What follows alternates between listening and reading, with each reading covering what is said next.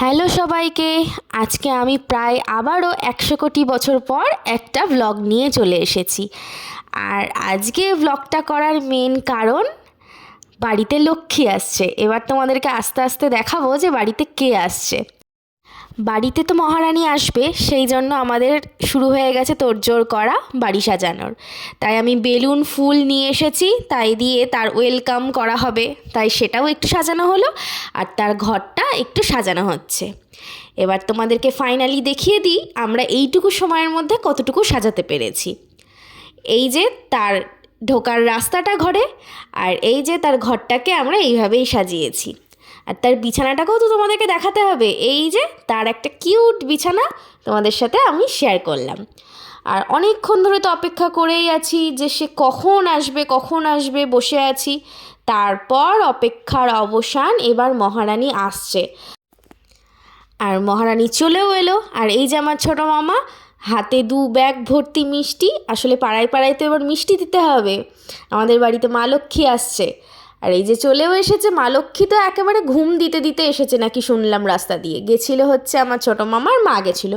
আর আমরা এদিকে বাড়িঘরটা একটু সাজাচ্ছিলাম। আর এই যে সে আসছে বাড়িতে।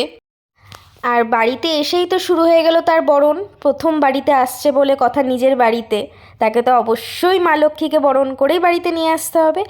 আর তোমরা জানো তো, আমি না খুব মনে মনে চেয়েছিলাম আমার যেন বুনুই হয়, বুনুই হয়। আমি একদম চাইনি যে আমার যেন ভাই হয়। আমি শুধু ভাবছিলাম যেন আমার কাছে খবরটা আসে। আমি যেহেতু তখন পড়াতে গেছিলাম, আমি নার্সিংহোমে যেতে পারিনি, তাই আমি শুধু ভাবছি আমার কাছে যেন ফোনটা আসে আর আমি যেন শুনতে পাই আমার বুনু হয়। আর বুনুই হয়েছে। আর দেখো বাড়িতে এসে চারিদিকে ঘর দেখা হচ্ছে, আর এইদিকে বাবার সাথে কত গল্প করছে, যেন কত গল্প জমে আছে। আর 1 মাস 5-6 দিন হয়েছে আমার দাদু নেই, মানে আমি যাকে বুড়ো বলে ডাকতাম, হঠাৎ করে দাদু চলে গেছে। তো পুচুকে মানে বুনুকে দেখেছে একদিন, নার্সিংহোমে গিয়ে দেখে এসেছে। তো হঠাৎ করে একদম হঠাৎ করে দাদুর চলে যাওয়াটা। তো যাই হোক, আর কি বলবো। তো এই তো বুনু নিজের ঘরে এসেছে। ঘরে এসে এবার চারিদিকে নিজের ঘর দেখছে, আর আমরা তো এখন ওকে আদর করতেই ব্যস্ত। আরও আমার দাদু যেহেতু চলে গেছে, তাই দিদা একা একা থাকবে বলেই বুনুকে ওর দিদার বাড়ির থেকে তাড়াতাড়ি নিয়ে আসে। আমার বুনুরও বয়স হলো 2 মাস 4-5 দিন মতো। আর এই যে আমরা বুনুকে সবাই মিলে আদর করছি।